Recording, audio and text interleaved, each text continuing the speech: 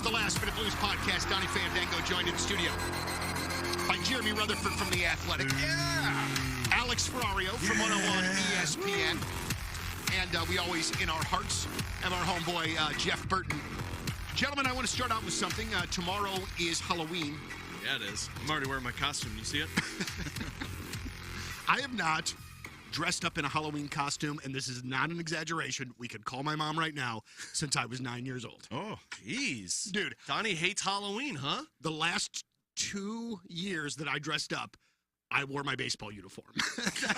So, imagination, never something I've been particularly great at. Just give me the damn candy, man. I don't want to do this anymore. Do you still have the Bad News Bears uniform? Chico bail bond? Isn't that what it was? Dude, but what's kind of crazy, what's been pretty awesome. So I've never really liked Halloween in my life. Like, I never really cared about it that much. Then I got with a girl whose universe revolves around Halloween. And at first I was like, oh my God, this is just way too much. And then at some point or the other, I got the stick out of my ass and I started to friggin' enjoy it. All right. So now, even though I don't dress up or anything, I guess if the right party came along, I'd have to go with Mary though.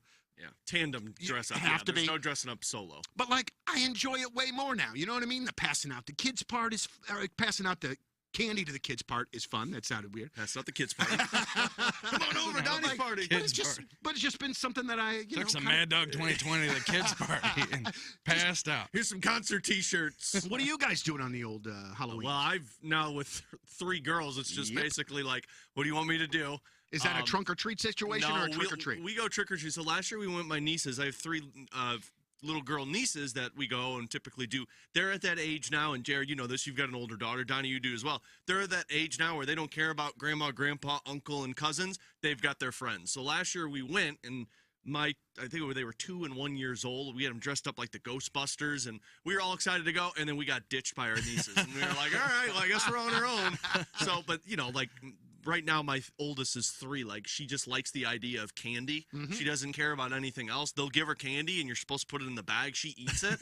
So we're like, all right, cool. So we're like, my wife and I said, we'll go walk around for 30 minutes, and then we'll just go sit in the backyard. Yeah. It's like, Halloweens are quick right now. I've always loved Halloween. I've never really dressed up, but I've always liked parties and just going out with friends and walking around. But now it's nice to where it's like you get to go for 30 minutes, let them go walk around, and then it's like, all right, go to bed. We're going to go sit and watch movies. Yeah, Alex has years and years ahead of him. Oh, yeah. Just the beginning. Yeah. JR, what about your Well, the Blues typically play on Halloween or thereabouts, or I'd be on the road all those years, so I never had a chance to be home for Halloween a lot of times. However, I do remember a couple years ago, I was so excited. I took a shower. I grabbed my cooler of beer. I grabbed my lawn chair, and I went out to the driveway, and I'm ready for the kids. This is cool. I'm finally in town. This is great. I got my Drakkar cologne on. I got everything going. And not to impress the kids like Donnie because the parties, but I'm ready. That's what it sounded like, man. I turn around, and I look at my front door, and here comes one of our kids out the front door, and they're not paying attention, leaving it open, and here comes our dog. We have a dog that will just take off for the moon if it gets out the front door. So literally, I'm sitting down in my chair ready for Halloween, and now I'm chasing the dog into the woods for 3 hours. I'm pulling thorn bushes out of my skin. I had to come back like at 10 o'clock at night, take a shower. Halloween was over. So JR dressed up like Dog the Bounty Hunter for that Halloween. Dude, well, you got the dog? I got the dog, made it back. No, we said the dog's gone. We're going to get another one. Get another one. Sorry. 3 hours. I just give up. I had my cologne on for the kids, and nobody's around. Yeah. Hey, we lost the dog, but can I have some of your candy? Trick or treat. Did my dog come through here? Okay, cool. Can I have that Snickers bar? We also don't get like a ton of kids that come through our neighborhood. So the ones that do, Mary always buys so much goddamn candy that I'm like legitimately giving little kids like handfuls of this because what's your address? Yeah. Well, I got to get it out of my house. I cannot have that in my house or I will eat it. I've been working so freaking hard to lose some weight that I cannot look at another Twix bar. I cannot. Because I'll freaking eat it. I'll inhale the damn thing. I'm going to be pulling up tomorrow night. You look like the guy I do the podcast with. Darren's going to get out of the car. He's going to spray some of the cologne and then go, hey, trick or treat. I heard you get rid of your candy around here. I read something the other day. This is changing subjects, but I read something the other day that those scents from the 90s the Dracars, the Polos. There was another one. Are like Nauticas. Yeah. I used to sport some Nautica in the day. I think they're like back. And Are it's they? like sort of like a hip thing. Mine never left. JR has to shake off the cobwebs on his. He's just like, I got some still. Donnie, I still spray it like George Jefferson when I walk through. I spray it and then walk through it. Nobody gets the George Jefferson I got reference. that, actually. That's great that we did, but nobody else did. But I love it so friggin' much. God dang it. We need to make a JR was George the guy. Jefferson's reference every show. JR was the guy that pulled the wand out and just Yeah. sprinkled it on his neck, under the arms. But I have started dressing up on Halloween the past couple of years. My friend, the Kirkpatricks, have a great Halloween party, and he is a fireman, my friend Kelly Kirkpatrick. And a couple years ago, I went to his house. I dressed up. I got the fireman gear, everything. I mean, it's heavy. I don't know. First of all, I don't know how they do that job No, to begin with. That's impossible. Much less, I don't know how they do the job and all that gear. But you know how it is with friends, right? You got to tease them a little bit. So I went to Walmart and I bought a poster board. And I turned it into the calendar for whatever month, October, and it said, 1, 2, 3, 4 for each day of the week. And 2 days I picked, and I said work. And then I was off the other 29 days that month, and it said off. He didn't like it. He probably loved that one. Dude, that's hilarious. But also, too, you know what? They can have as much time off as they want if they're going to be choosing to run into burning buildings from time to time. You know what I mean? And also, too, and I do not care if this makes me sound like a freaking 6-year-old. Every single time I drive by the Creve Coeur Fire Department and they have got that big engine out and it's like opened up and they're like doing whatever they're doing, fire trucks are badass. Yeah. They are so freaking cool, man. So there we go. Passionate. Sorry. Fire truck passion for you. All right. So obviously, last night, against Ottawa. So back to fire trucks. Yeah. Speaking of fire trucks. I think this particular question has more to do with Ottawa than the Blues. Could Ottawa be sort of like a sleeper in the East? Maybe not even a sleeper. Is that a team that's good enough to make some noise now that they've got a goaltender? I mean, do they have enough there? I think they have, at least on paper, that they do. All of it is because of a goaltender. Like Linus Ullmark. The thing with Ullmark, though, is he's a regular season goaltender. We've seen him in the postseason, and it hasn't worked out great. But if you're Ottawa, you just need to get to the postseason. Mm-hmm. They've got everything. They've got their top defenseman in Shabbat. They've got their top players in Stützle and Brady Tkachuk. You needed a goaltender. The question, though, is they've lost for 7 consecutive years of missing the playoffs. Do those guys have that playoff mentality to get in? Because, sure, in the early portion of the season, they look a little bit more impressive than they have in the past. I could say the same thing about the Buffalo Sabres for the last 8 years and how many playoffs have they been to. You're right. So now they didn't have a goaltender. Now they have goaltender, so maybe it looks a little bit different. I always go back to something that Marty St. Louis talked about. It was a few years ago where he was talking of Jake Allen and why he was so impactful for that roster. And he said, a lot of the guys around here don't know what playoffs are. And it's hard to get to the playoffs if you've got a group of guys that don't know what it takes to get in. And so that's where at least they bring in Linus Ullmark, who's been in the playoffs. They bring in David Perron, who I know is dealing with some family stuff right now. So that's horrible. They've got guys who at least have been to the playoffs before. Hopefully that takes them to the next level. It's just hard for me to buy into a team that has missed the playoffs for 7 consecutive years. When you get there, maybe, but on paper they look good. Yeah, and like you said, now that they got the goalie, I think they can to be a playoff team. But to me, last night is about the St. Louis Blues. I mean, Jekyll and Hyde in terms of consistency. What I saw in Toronto that night, was amazing. That was a team that was embracing everything, embracing, that they're going to be better than the retool, embracing that, hey, I'm not just a bottom 6 forward, I'm a top, so many things went well in that game that you look at that and you say, wow, this team really could compete for a playoff spot. And then to see what happened in Montreal, and then especially last night, we don't need to get into names. It's 10 games into the season, but there were plays on those first 2 goals against that there's lack of effort. That just comes down to it. And it's not just me, the captain's saying that soft plays after the game. And when the head coach comes out, Donnie, and says, we got to find out internally what these issues are.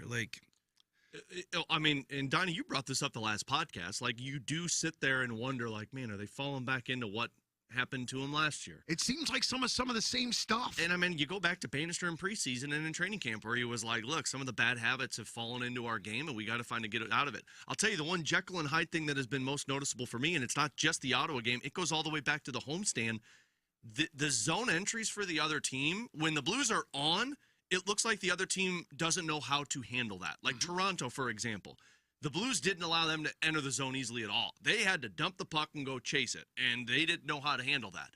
But then you watch Ottawa, Montreal, go back to that Winnipeg Jets game, the zone entries by the opponent felt like it was kind of like the flight attendant where it was like, here you go, guys, come on in. Like, go on into the zone and we'll let you figure it out. Yeah, I mean, it's when that's the part that I just don't get because they've seen what it looks like against Toronto, against Carolina, against the Islanders. But then when Montreal and Ottawa come in, they're fast teams. They like to skate. They use their speed. The Blues just utilized hey, you can't use speed against us because you're going to have to go outwork us. And then it's just like all of a sudden it's like, nope, we'll just let them skate through in this one. I mean, to me, the thing that reminds me so much of last year, and at times maybe even to go back even a little bit year before, is it just seems like the issues with this team revolve around self-motivation. Like I don't, man, I understand that you're on a Canadian road trip. I understand that it's still early in the season. I understand that maybe they're a tick better than you, but that was asinine last night. That they are better. That is gross. And I just don't understand. What do we got to do to get everybody into the fight? What do we got to do to get everybody to play 60? What do we got to do to jump out of the game strong? Like, I'm kind of tired of it. Yeah. You know what I'm saying? And it's not all of the time, but it's almost like you see it and you're like, okay, I know how this story is going to end. It'd be different if it was 8 games where it was all the same thing. Because, like, that's the San Jose Sharks. You're a fan, you look at that, you're like, yeah, we suck or we're supposed to suck. And it is what it is. I think the reason this stings so much is because you see it look like the way it does against Toronto. And you see the way it looks against the New York Islanders. You're like, here it is. Yeah. And then what the heck just happened? Right. So I think that if you look at last night against Ottawa, once it gets to 5-0, game's over, right? So whether that game ends 6-0, 9-0, whatever, last night it is what it is. And I'm not one of those people that say, completely throw it away. But what you can take from last night's game, I think, is the continuation of falling behind by 2 goals. Yep. Like before it was 6-0, it was 2-0, right? Yeah. And that happened quick. And the players are aware of the storylines and what everybody's talking about, how things have gone with the team, and we're all asking them 2-goal deficits, and then you go make some plays that lead to another 2-goal deficit. I just think that they're going to have to figure that out because you can't chase the game all season long. 8 of their 10 games? 7 out of the 10, they've fallen behind by 2 goals, and a couple of them, fell behind 2 goals twice. Yep. So even though it's 7 out of 10, in 2 of those games, you fall behind 2, catch them, and then fall behind 2 again. It's just... And then you've only led in 2 games. In 1 game, you didn't lead until you scored the game-winning goal in overtime. It was 0-0 until you get that neighbor's goal. Yep. So it is an issue. So if you want to discount last night's game, if you're one of those people, throw the film away, don't talk to them, you have to put some stock in what's going on, falling behind 2 goals. And guess what? When you're without your number 1 center for the next month, 5 weeks, you can't catch up. Mm-hmm. Well, and that's the next question that I'm going to ask is how the hell are they going to make it through the next 5-6 weeks without Robert Thomas? And also the with that injury, all right, so it's an ankle injury, right? Like a broken ankle. Yeah.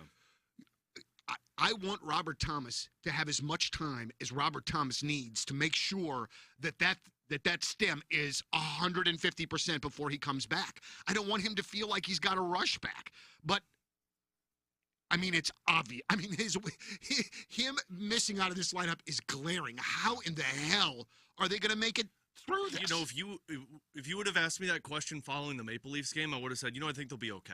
Because the Maple Leafs game, it was like all of a sudden a team just realized, hey, we can't play this skill anymore. We're going to have to play the physical forecheck north-south. It felt like an all-hands-on-deck sort of thing. Yeah, well, and typically when you lose your best player, even Ken Hitchcock, who was on our show last week, said, like, when you lose your best player, everybody simplifies the game, and that's typically what works well. And then you see the effects of the last 2 games, and you're thinking, okay, I think the biggest part that they're going to miss in that area is their faceoffs. I mean, Matthew Joseph was a big loss too, and hopefully this one's not as long tenured as Robert Thomas's is. But if you're not going to win faceoffs, which I think versus Ottawa was 35%, Montreal, I think they slightly were better than the Canadians. But if you're not winning the faceoffs, you have to reacquire the puck off of those faceoffs with physicality. And, man, when you're taking away a Matthew Joseph and you're talking about the center positions right now with Shen and with Buchnevich and Dylan Holloway, I mean, that's a lot of starting without the puck. So, essentially, you're starting the game, like versus Ottawa, you started the game 65% of the time chasing. And then on top of it, you were behind in game. So, that's the part that I don't know if it gets better, because you can work on faceoffs all you want, but sometimes you're just not a good faceoff guy. And that's going to be the area that I'm not sure it's going to really affect special teams without Robert Thomas out there. Yeah, I think all the looks at the situation that we provided as soon as the injury happened with Robert Thomas, eventually come to fruition. It might not happen in that first game or two. I've seen it over the years where you lose a TJ Oshie, you lose a Jaden Schwartz. That next game or two, just like Alex said, everybody simplifies their game. Everybody plays as simple as possible, does their job, moves the puck forward, you win 4-1. Everybody's like, how'd they do it without Oshie, Schwartz? Now it's Robert Thomas. But water's going to find its level, and for reasons that we talked about, face-offs, creating offense, zone entry, all the things that Robert Thomas does well. And that's not to say that they would have won these past couple of games with Robert Thomas. It's just saying that it's going to be tough to overcome, which leads to this other issue that we've been talking about for a long time, and that's, the center position overall. Now without Robert Thomas, Pavel Buchnevich is the quote-unquote number one center. And here's the thing. Here's how I see it. He is a team player. Like when he says, you want me to play center? I'll play center. Does the team win when I play center? Okay, I'll play center. I think he can be serviceable in that area, and he's not going to be able to play wing until a Robert Thomas comes back, or maybe even next year when they get a Dvorsky in or sign somebody to come in. But Pavel Buchnevich is going to be better utilized on the wing. I think, Alex, you've made that clear. That's your view, and I think it too. And, we've seen with the faceoffs, he's struggled in the faceoff circle. I talked to him about this for a story I did early on in the season at The Athletic, and he said, look, in the summertime, there's only so many people that you can go out and work with on faceoffs. So in Russia, he came over in September and started working with Ott and Thomas and those guys and started working on it, but it is going to continue to be a work in progress. So when your number one center now, Pavel Buchnevich, is winning 2 out of 10 faceoffs, and when Robert Thomas comes back, even if he's your number 2 Buchnevich, and you're not winning those faceoffs, it's going to be tough. So I think this is going to continue to be a storyline, whether he can play that position. Well, sorry, Donnie, not to cut you off here. For me, too, and this is just going off of body language. I haven't talked to Buch about this. I'd like to at some point. But just watching him, he doesn't look like the same player at the center position. It looks like that Zach Galifianakis meme from The Hangover when he's sitting at the blackjack table and he's trying to count cards and there's all of these numbers coming at him. That's kind of what it feels like with Buchnevich on the ice. Guys, he hasn't scored a goal since the 3rd game of the season. Yeah. I said this last night. He hasn't scored since the 3rd game. Shen hasn't scored since the 2nd game. Kyrou hasn't scored since the 1st game. Now, I understand you're in a position right now where you really can't do anything about it. I could sit here and scream from the mountaintops you need to take Buch off the center position because you need more offense. Who's going to take that? Right. Because you're going to have to play Holloway then in a second line role, and I don't think they want that.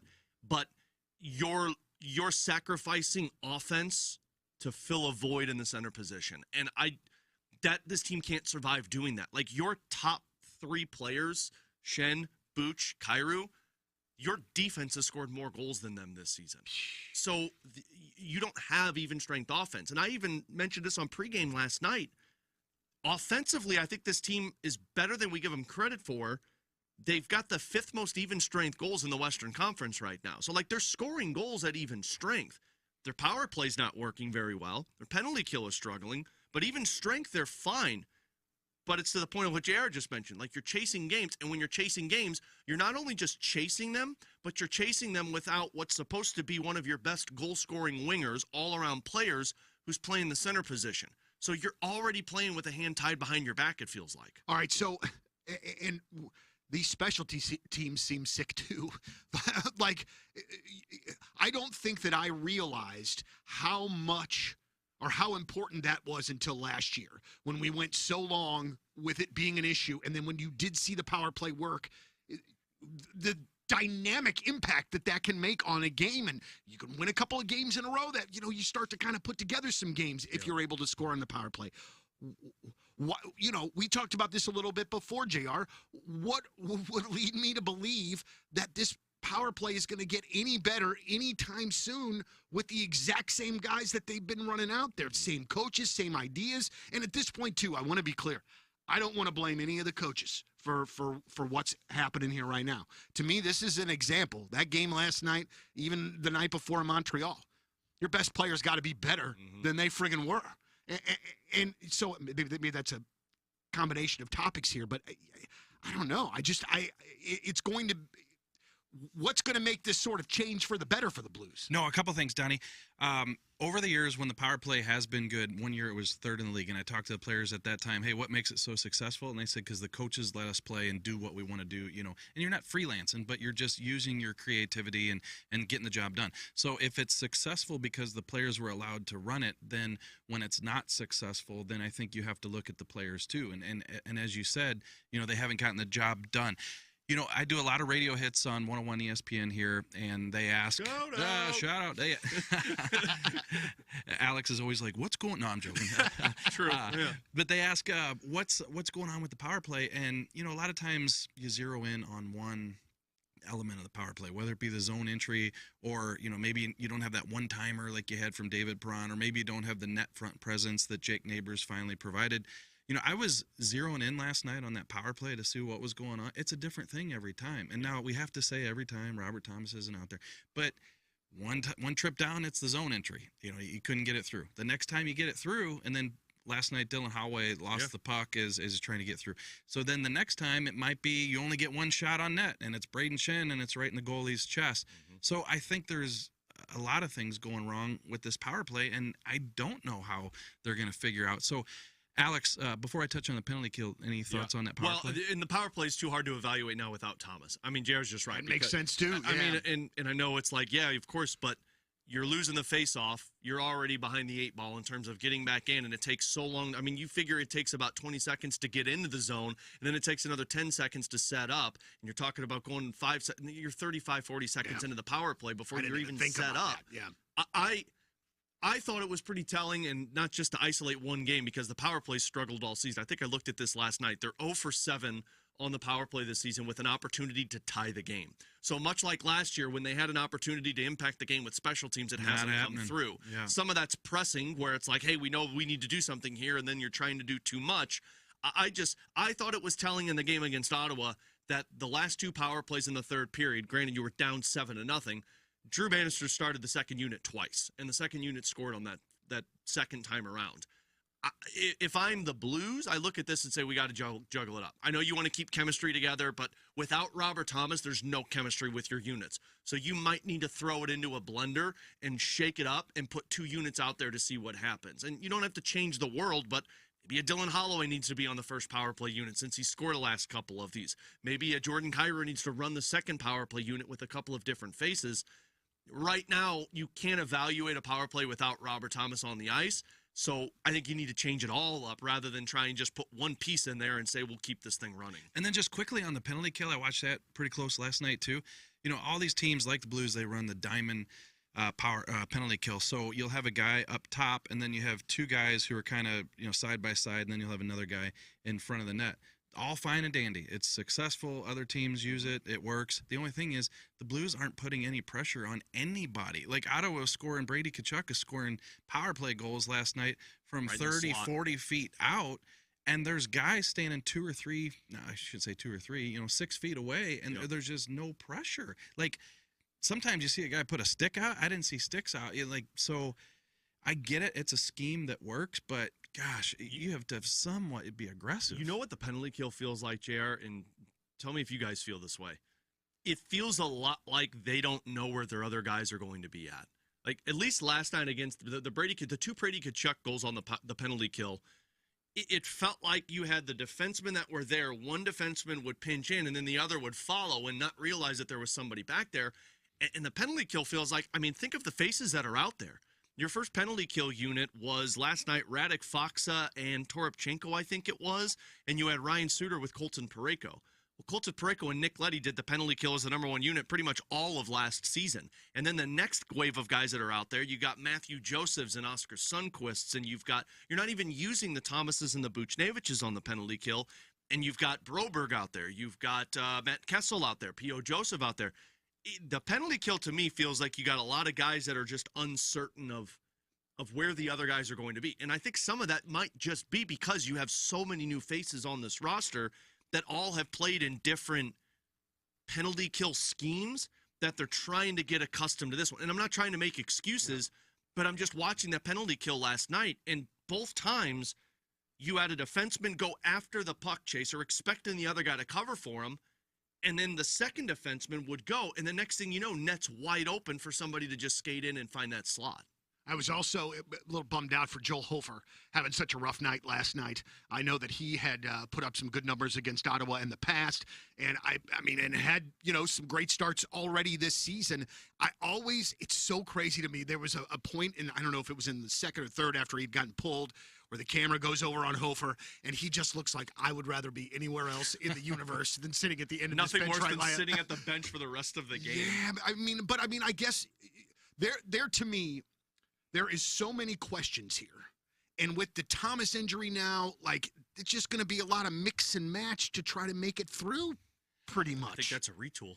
I mean, not to, be Debbie Downer, but isn't that what a retool is? You're still trying to figure out what you have on your team? Yeah, and how do I say this? I'm not trying to say that's what I felt like, but I felt like a couple weeks ago when people were saying that they've advanced from the retool, or when Doug Armstrong's asked about it and he says, "Oh yeah, we think we've expedited the timeline a little bit with some of these moves." I think they still have to go through this. This is who they are, and I don't think I understand what people say about the new faces, because I've used that reason too as to maybe why we're seeing some of this stuff. But I don't think that in 3 weeks or 4 weeks, when all of a sudden these new faces know each other, that all of a sudden we're going to see a team that is winning so 3 out of 4 games. This team, I think, is at the stage it's at right now, and you can't just escape that stage because you brought in a Philip Broberg. Right. So here's my question, though, to what you just said, JR, because it does feel like you're going to have to go through this. It's the retool that everybody expected, and they put, 3 to 5 year timeline on it. But at what point, if you're the front office, do you look at the team and say, hey, yes, this is a retool. Yes, we're going through growing pains, but we've brought in a lot of these players, and look at the impact that they're having. Broberg's nearly a point-per-game player. Holloway and Jake Neighbors are tied for the team lead in 4 goals so far this season. And you're saying, yeah, these are young guys that have to get acclimated, but they're the ones that are succeeding right now.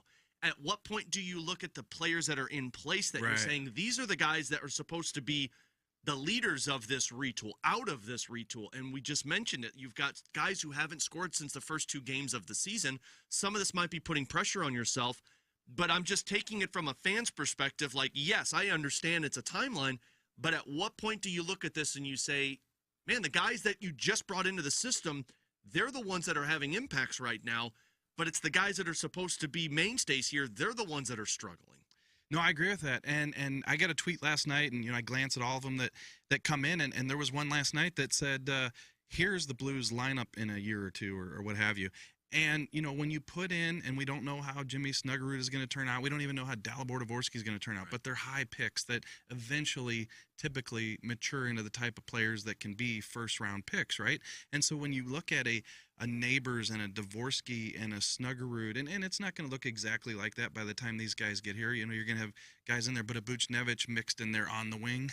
Yeah.